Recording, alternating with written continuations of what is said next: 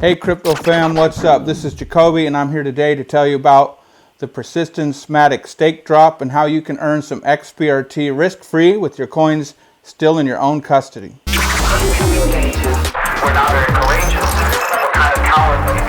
Why? The fact of the matter is that these people have nooses around their necks.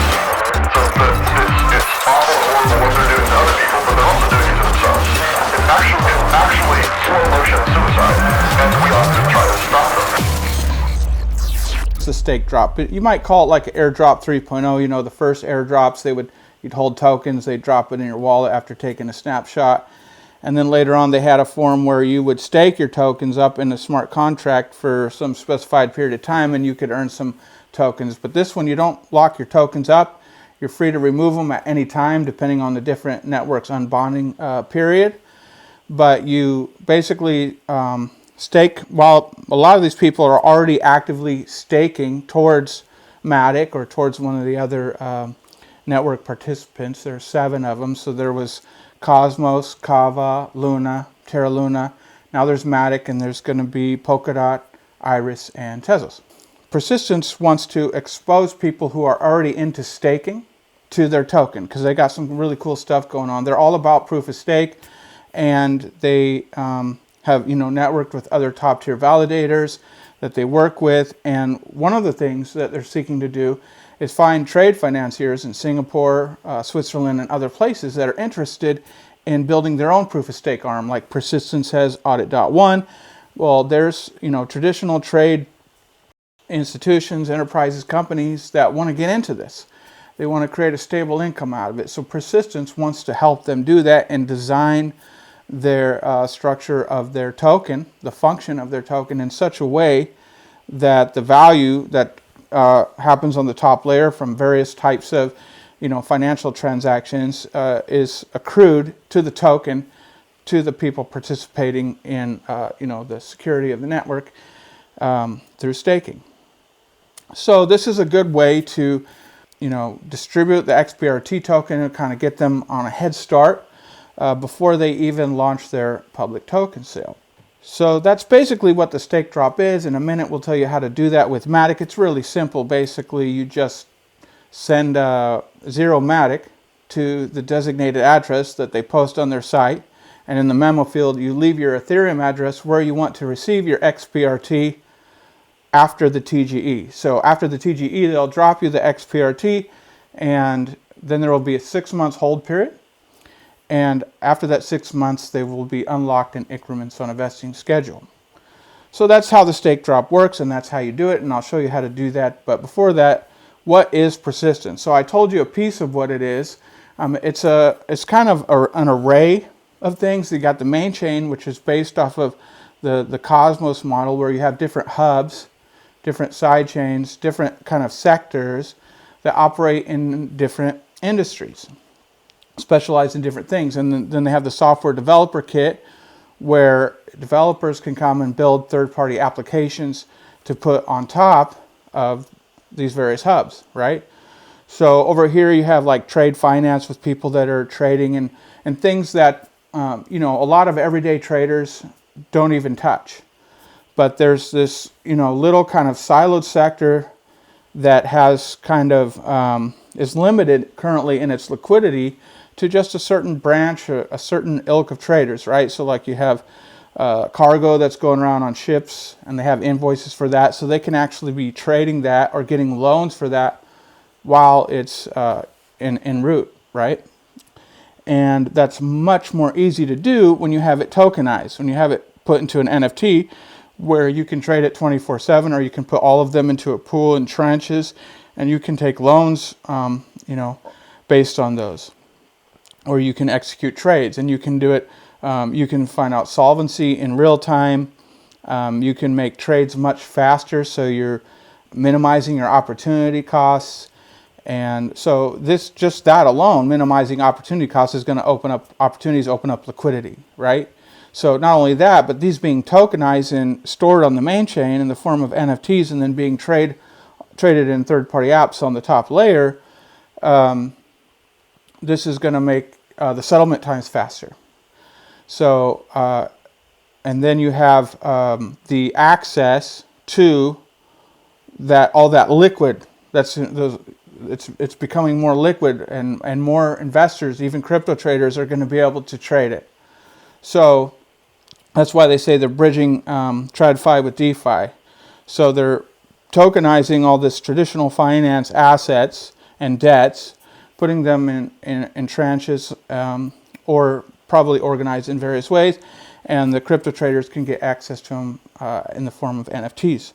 So, and then they're bringing them, the institutional financiers, into the crypto world, where they can stake and receive stable coins, so they're not dealing with volatile crypto assets. All the value that's extracted from the transactions in the top layer goes to the XPRT in the form of basically stable coins, current stable coin value at the time of transaction. So that they're bringing the institutions into crypto along with all their money. And if you really think about the ramifications of this, they could be quite considerable in bringing more and more institutional money into cryptocurrency.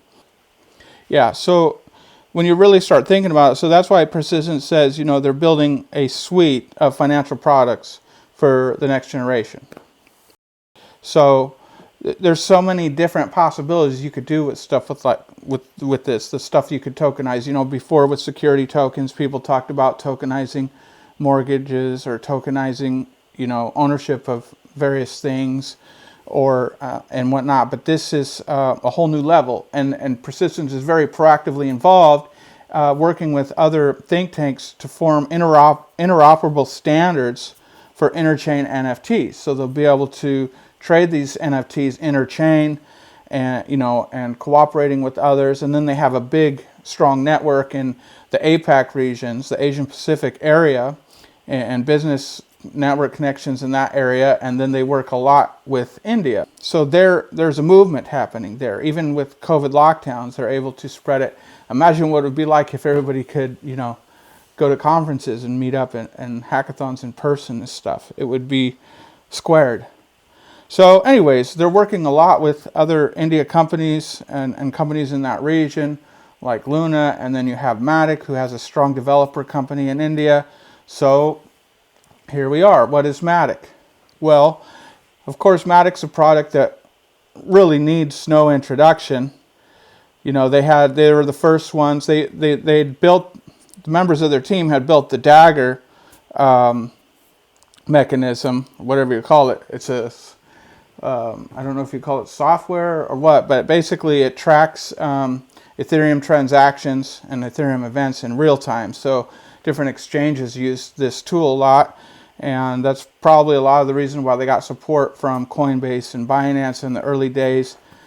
And so they were the first ones to, when IEOs first started coming around, there was some buzz going around about IEOs, and Matic was the first one to do the lottery-based system.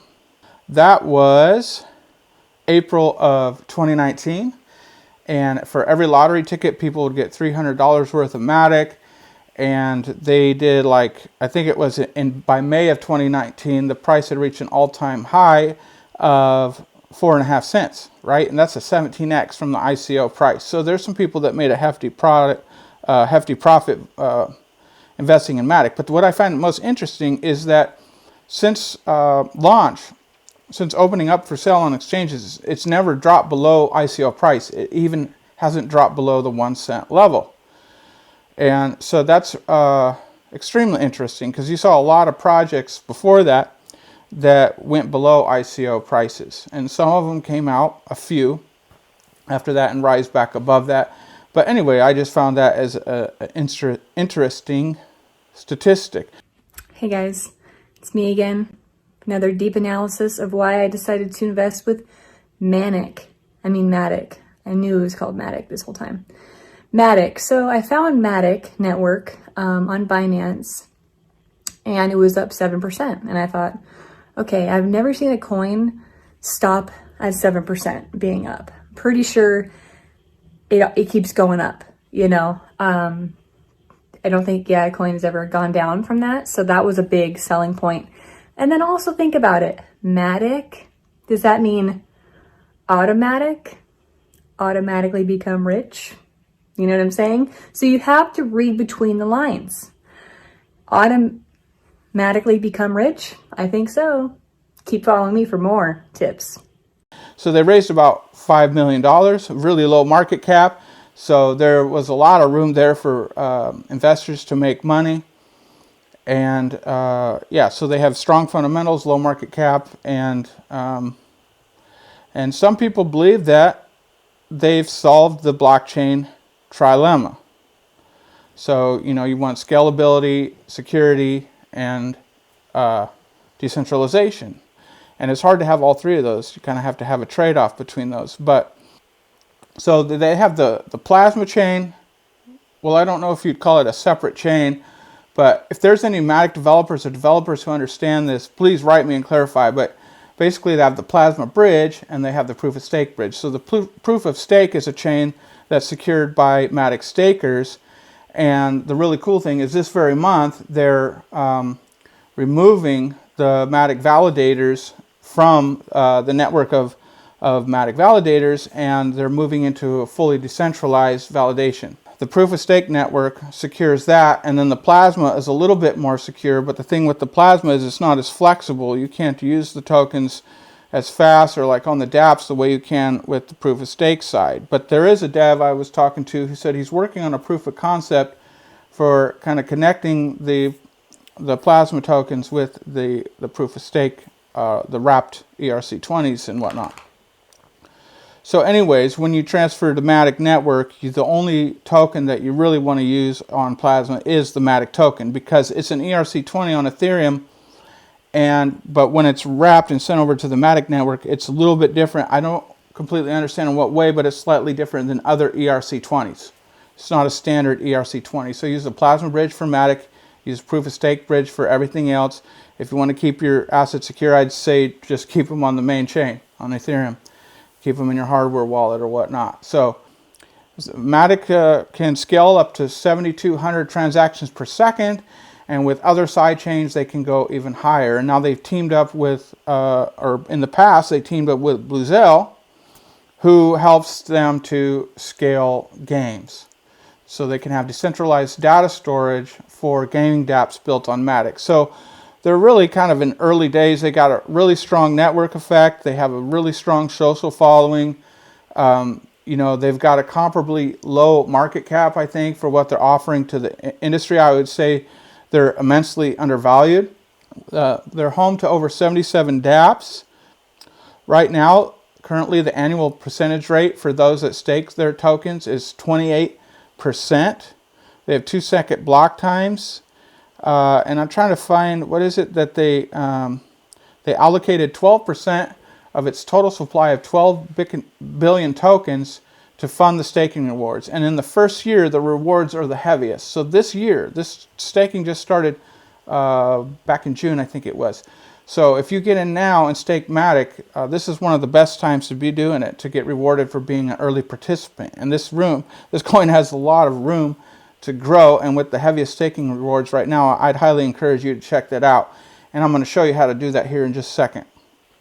Alright, so that about wraps it up for what the stake drop is, what persistence is, and Matic is. A few details about this particular stake drop. There's 200,000 XPRT that are allocated for it. That's worth about $50,000. And if whales come in and they stake, they get capped out at 5,000. So if you're a small fish and you're staking in this, just know that the maximum the whales can earn is 5K, and after they get their 5K, then higher rewards, since they're recalculated at every checkpoint, will go to the smaller fish. But you can put in your address at the Persistence website, and they will tell you kind of a projected amount of XPRT you're going to earn for the amount of your stake, and that's factoring in the whales allocation as well. But some whales may not be staking on the first day, so you might check back every 1 or 2 weeks and see if your projected rewards has changed at all, if you're interested in doing that. Or you can just put it in there and set it, forget it. I mean, it's free money and it's an interesting project, so why not? Okay, so 160,000 of the XPRT is allocated for use delegating to any validator that's in the Matic network. Now, like I mentioned before, Persistence has its own validator, which is audit.one, and an extra 40,000 XPRT. So if you delegate to audit.1, if you're delegating to another validator and you want to redelegate to audit.1 without unbonding your tokens, you can do that. Okay, so you delegate to audit.1 and you'll basically get, it's going to be 20% more tokens that you will earn. Is that right? Yeah, that's right. Okay, so this stake drop goes for 45 days, so 4,444.44 on forever fours will be going out every day. Well, not forever. I think they're limited in decimal points, but you get the point, okay? So magic transactions started the 18th, which I think is today, and the stake drop goes live on the 20th and ends on March 6th. And I think I said this before, but your tokens will be distributed after the token generation event. Once that happens, stay tuned because that will be announced soon. And then 6 months later, you'll be able to trade them out of your wallet, and they'll be unlocked in increments, in batches, ongoing from there out. Okay, that's about it for that. Now follow me, and I'll show you how to stake Matic and how to participate in the persistent stake drop by sending a magic transaction. All right, here we are in the laboratory. So let's go. Let's go on a magic Matic ride. What say you? Matic network. Matic network. Go to the Matic network. This is where you're going to find the wallet where you can do transfers and staking. That's right here under products. Boom. Okay, so here we are. I picked up a little bit of Matic because I have high hopes, high in the sky apple pie hopes for Matic this 2021 year. See, what's going to happen is the dollar is going to go kaput, and we're going to have hyper Maticization. No. Okay, so staking. Come into staking. Show delegator details. Okay, so you can see here I'm staking already. 25K Matic. You know, I'm not a whale or nothing, but that's a good little chunk. And I've made 180. I think I've been doing this for 3 weeks. Maybe 4. I don't remember. But I made a $6, you know. But if we do a 10x, that's $60. If we do a 50x, that's $300. So could, you know, be worth something. Audit.1. Now right here, somebody asked, why did you miss checkpoints, Audit.1? And if you go into the Persistence Telegram community, they explain in there that that's because when they were first setting up their node, they had some issues. And but they got a lot of help from Matic devs and got that straightened out. And since then, they haven't missed a single checkpoint. So they are a reliable validator, but you can DYOR if you want to look into that some more. Okay, so we don't click on the delegator details. We just come here to the overview page, and you scroll down, you can see all the different validators here. Okay, so we got 81 of them. And I don't know how many of those are from the foundation still, but remember we get 20% higher rewards if we validate to audit.1. So I'm going to delegate to them. Account balance, stake. Can you copy and paste this? You can. Okay. So it says here the unbonding period is for 21 days, which is the same as Cosmos and many others. Okay.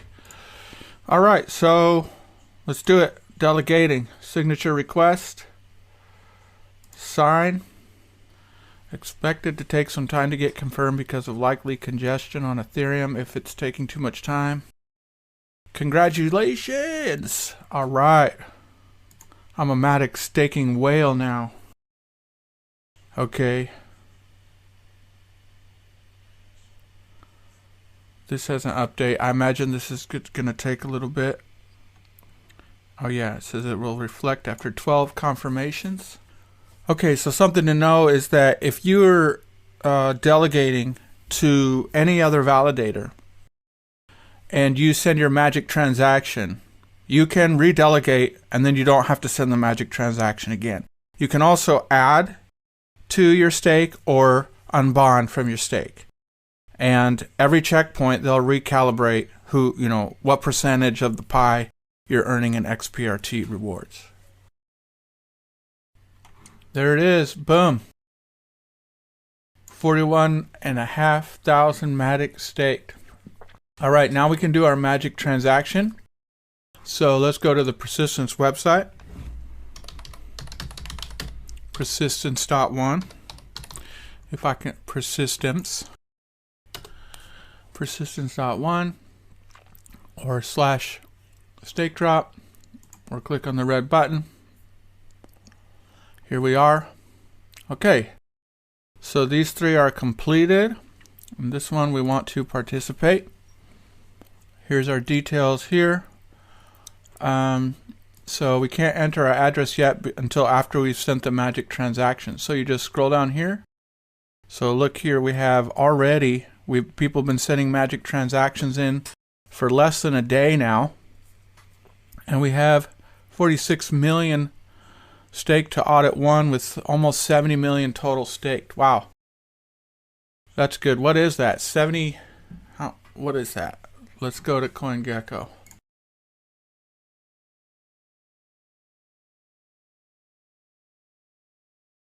Times 0.03523.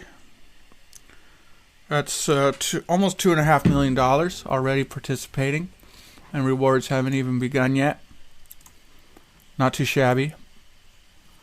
Okay, here's a list of instructions. After you've staked your tokens on the Matic network, do the Magic TX. You have to send 0 ETH from your ERC20 wallet.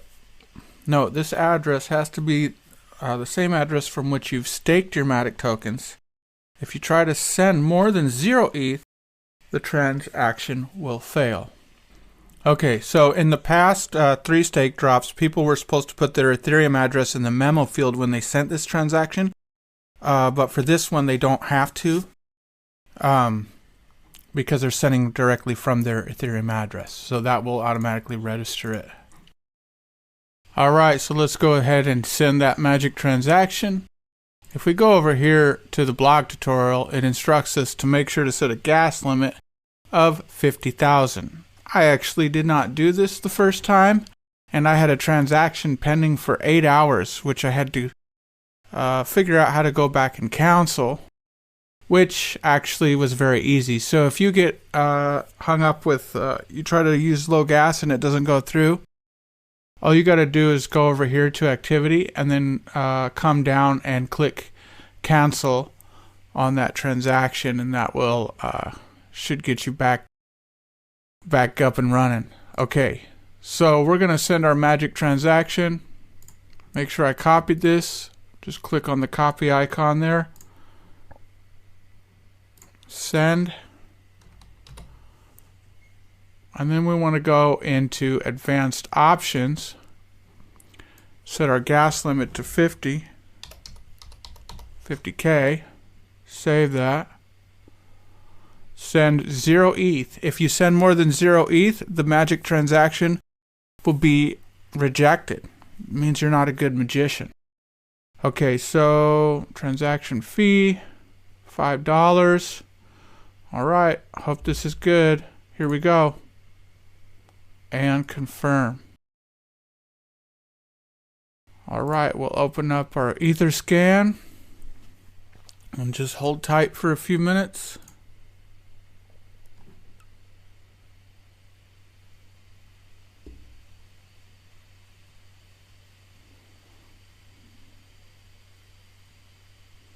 Boom. Wow, that didn't take long at all. Nice. Okay, so let's copy our address, go into the Persistence 1 site and punch it in, and I'm gonna be getting some XPRT. Right now it's looking at 97. It's not bad at all. We're not very courageous. We're kind of cowardly. Why? The fact of the matter is